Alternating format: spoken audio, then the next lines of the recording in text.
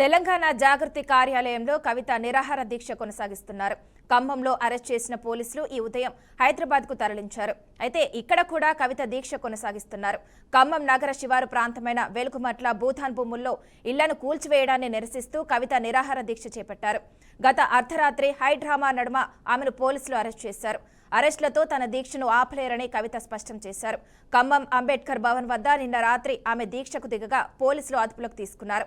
ఉదయం ఆమె దీక్షను భగ్నం చేసి హైదరాబాద్కు తరలించారు.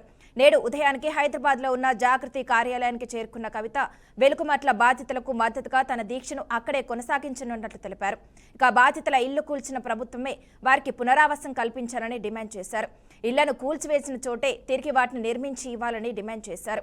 భూతాన్ నివాసితులకు న్యాయం చేసేంత వరకు తన పోరాటం ఆగదని కవిత స్పష్టం చేశారు. తెలంగాణ జాగృతి కార్యాలయంలో కవిత నిరాహార దీక్ష కొనసాగిస్తున్నారు. ఖమ్మంలో అరెస్ట్ చేసిన పోలీసులు ఈ ఉదయం హైదరాబాద్కు తరలించారు. అయితే ఇక్కడ కూడా కవిత దీక్ష కొనసాగిస్తున్నారు. ఖమ్మం నగర శివారు ప్రాంతమైన వెలుగుమట్ల భూతాన్ భూముల్లో ఇళ్లను కూల్చివేయడాన్ని నిరసిస్తూ కవిత నిరాహార దీక్ష చేపట్టారు. గత అర్ధరాత్రి హైడ్రామా నడుమ ఆమెను పోలీసులు అరెస్ట్ చేశారు. అరెస్టులతో తన దీక్షను ఆపలేరని కవిత స్పష్టం చేశారు. ఖమ్మం అంబేద్కర్ భవన్ వద్ద నిన్న రాత్రి ఆమె దీక్షకు దిగగా పోలీసులు అదుపులోకి తీసుకున్నారు. ఉదయం ఆమె దీక్షను భగ్నం చేసి హైదరాబాద్కు తరలించారు. ఇక నేడు ఉదయానికి హైదరాబాద్లో ఉన్న జాగృతి కార్యాలయానికి చేరుకున్న కవిత వెలుగుమట్ల బాధితులకు మద్దతుగా తన దీక్షను అక్కడే కొనసాగించనున్నట్లు తెలిపారు. ఇక బాధితుల ఇల్లు కూల్చిన ప్రభుత్వమే వారికి పునరావాసం కల్పించాలని డిమాండ్ చేశారు. ఇళ్లను కూల్చిన చోటే తిరిగి వాటిని నిర్మించి ఇవ్వాలని డిమాండ్ చేశారు. భూతాన్ నివాసితులకు న్యాయం చేసేంత వరకు తన పోరాటం ఆగదని కవిత స్పష్టం చేశారు. ఇక ఇదే అంశానికి సంబంధించి మరింత సమాచారాన్ని మా ప్రతినిధి మోహన్ అందిస్తారు. మోహన్, చెప్పండి. తెలంగాణ జాగృతి అధ్యక్ష కవిత కల్లకొండ కవిత గారు నిన్న ఖమ్మం పర్యటించారు. ఖమ్మం జిల్లాకి ఎలుగుమట్ల భూదాన్ బాధ్యతలు పర్వతించారు. నిన్న మార్నింగ్ వచ్చారు. నిన్న మార్నింగ్ 10 గంటలకి ఎలుగుమట్ల ప్రాంత బాధ్యత పర్వతించిన అనంతరం అక్కడి నుంచి కలెక్టర్ ఆఫీస్ నుంచి ఎలుగుమట్ల బాధ్యతలు పునరావాస కేంద్రానికి చేరుకున్నారు. అక్కడ బాధ్యత పర్వతించి ఒక జరిగే విషయాలన్నీ తాడిగా చేసుకుని అక్కడి నుంచి కలెక్టర్ ఆఫీస్ ని అక్కడ ఎలుగుమట్ల ఆఫీస్ అనేది ఎలుగుమట్ల భూదాం నుంచి కలెక్టర్ ఆఫీస్ నుంచి జెడ్పీ సెంటర్ ర్యాలీతో భార్యతో కొనసాగించి అక్కడ జెడ్పీ సెంటర్ లో అంబేద్కర్ విగ్రహం ధర్నా అక్కడ ఈ ధర్నా దీక్షలో కూడా సుమారు 2-3 గంటల సమయం పట్టింది. ఈ దీక్ష కొంచెం విజువల్స్ మనకు కనిపిస్తుంది. అక్కడ కొంచెం పోలీసులకి భూదాల మధ్య కొంచెం ఘర్షణ జరిగింది. కొన్ని కానిస్టేబుల్ మీద కూడా కొంచెం స్వల్ప కానిస్టేబుల్ మహిళలను చూడకుండా కానిస్టేబుల్ గాయన అనంతరం కూడా కవిత అటు ధర్నాగా కవిత ఒకటే కోరుకుంటే భూదాలకు న్యాయం చేయాలి, చిన్న ప్లేస్ ఇవ్వాలి, దానికి అదే భూమి ఇవ్వాలి, వాళ్ళకి ఇందిరం ఇల్లు కేటాయించేసి డిమాండ్ చేస్తారు. అట్లాగే నోటీసులు లేకుండా ఎలా ఇచ్చారు, దాన్ని కూర్చు చేశారు అని సూటిగా ప్రశ్నించి కలెక్టర్ వచ్చేదాకా దీక్ష ధర్నా నిర్వహించుకోవాలని చెప్పి జెడ్పీ సెంటర్ అంబేద్కర్ కనీసం 3 గంటలు కూర్చుంది. అక్కడే చివరికి లాస్ట్ ఆర్డీఓని పంపించారు. ఆర్డీఓ చెప్పినా కూడా ఎందుకు తగ్గలేదు. పోలీసులకి మోరాయించే బాధ్యత జెడ్పీ సెంటర్ మోరాయించారు. అక్కడ కనీసం అక్కడే కవితానికి అరెస్ట్ చేసే ప్రయత్నం చేశారు పోలీసులు. అనంతరం ఈ ధర్నా దీక్ష చేస్తున్న స్వల్పగాయాలను బాధితుల వాళ్ళకి అక్కడ కవితను అరెస్ట్ చేసి ఖమ్మం రూరల్ స్టేషన్ కి పంపించేశారు.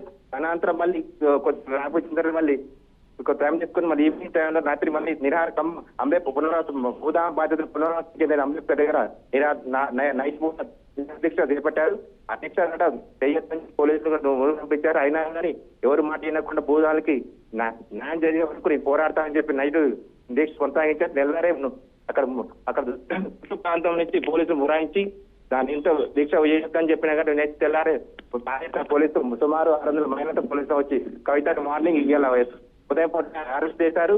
అక్కడ నుంచి ఈ సంఘాలతో BC ST chairman JSC Viswanathan కూడా వాళ్ళు తమ పార్టీ వాళ్ళు సంఘ నాయకులు కూడా మద్దతు పలికారు. వాళ్ళు కూడా అరెస్ట్ చేసి కవితను మార్నింగ్ అరెస్ట్ చేసి హైదరాబాద్ తరలించారు. మొత్తానికైతే ఈ బాధ్యతలకు న్యాయం జరిగే వరకు చిట్ట చివరి పోరాడుతానని సూటిగా చెప్పిన అనంతరం మార్నింగ్ కవితని హైదరాబాద్ తరలించారు. అక్కడ తను సొంత ఆఫీసర్ హైదరాబాద్ లో తెలంగాణ జాగృతి ఆఫీస్ లో కూడా నిరాదీక్ష చేపట్టింది. అక్కడ ఆఫీసులో వచ్చి కూర్చు ఈ రోజు కూడా బాధ్యతలకు న్యాయం చేసే వరకు చిట్ట చివరి దాకా పోరాడుతామని చెప్పింది. వారికి ఎట్లీస్ట్ కనీసం ఉన్నప్పుడు అదే ప్లేస్ ఇవ్వాలి, మళ్ళీ సేమ్ యాజ్ ఇందిరా బిల్లు ప్రకటించాలి, వాళ్ళు ఎంత నష్టపోయారో అది న్యాయం జరిగే వరకు చిట్ట చివరి చెప్పి బయట రాష్ట్రంగా తెలిసింది. అయితే మోహన్ చెప్పండి, ఒకప్పుడు అంటే 15 ఏళ్ల కింద కాంగ్రెస్ ప్రభుత్వం ఉన్నప్పుడే ఇళ్ళకి రిజిస్ట్రేషన్ కానీ ల్యాండ్కి రిజిస్ట్రేషన్ కానీ ఇచ్చింది. ఇప్పుడు అదే కాంగ్రెస్ ప్రభుత్వం వచ్చిన తర్వాత కూల్చివేయడం, ఇప్పుడు దీనికి సంబంధించి కల్వకుంట్ల కవిత ఏదైతే నిరాహార దీక్ష చేస్తుందో, ఇప్పుడు నిరాహార దీక్ష చేయడం వల్ల మళ్ళీ ఏమైనా పునరావాసం కల్పించే అవకాశం ఉందంటారా ఈ బాధితులకు?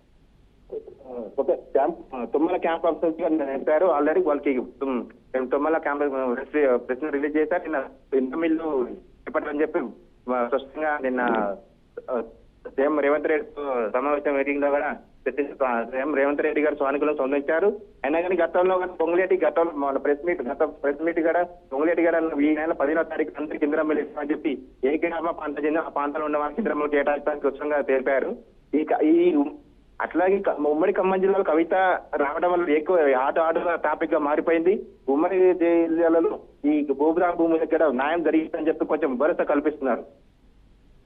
అయితే మోహన్ చెప్పండి, అది ఇల్లీగల్ ల్యాండ్ అనేసి అంటూ ఉన్నారు కదా, ఇప్పుడు మరి అదే ప్లేస్ లో ఇల్లు కట్టేయడం కుదురుతుందంటారా కాంగ్రెస్ ప్రభుత్వం? మాక్సిమం అయితే గతంలో మొత్తం 31.7 ఎకరాలు భూదామి అప్పుడు రాజిరెడ్డి చెప్పారు ఉన్నప్పుడు పట్టాలు ఇచ్చిన ల్యాండ్ ఇది.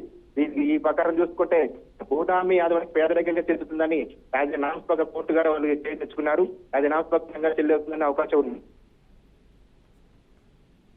అయితే మోహన్ చెప్పండి, ఖమ్మం జిల్లా వెలుగుమట్లలో ఆ ఖమ్మం జిల్లాకు సంబంధించి 3 మంత్రులు ఉన్నారు. అప్పుడు ఎవరైతే పర్మిషన్ ఇచ్చారో అప్పుడు ఆ అధికారులు ఏమయ్యారు? ఆ అధికారుల మీద ఎందుకు చర్యలు తీసుకోవడం లేదంటారు? చివరి ప్రాంతాలు అడిగిన కలెక్టర్ అడిగిన నోటీస్ ఇచ్చాము పంపుతున్నారు. పద్ధతులు మాత్రం ఇవ్వలేదని చెప్తున్నారు. కలెక్టర్ మా స్పష్టంగా ఆర్టీఓ గారికి మేము నోటీసులు గతాలు పంపించాము, వాళ్ళకి ఇల్లీగల్ గా దాని ప్రకారంగా నోటీస్ ఇచ్చి పంపించామని చెప్పారు ఆర్టీఓ గారు. దానికి సంబంధించిన అధికారులు గారు చెప్పారు స్పష్టంగా. మంత్రులు గారు మంత్రి పొంగులేటి మాత్రం నా దృష్టికి తీసుకురాలేదు, తుమ్మల దృష్టిగా తీసుకురాలని చెప్పారు. అధికారులు తెలియకుండా ఎట్లా జరిగిందని చెప్పి ప్రత్యాంశంగా నడుతుంది. Okay, thank you Mohan.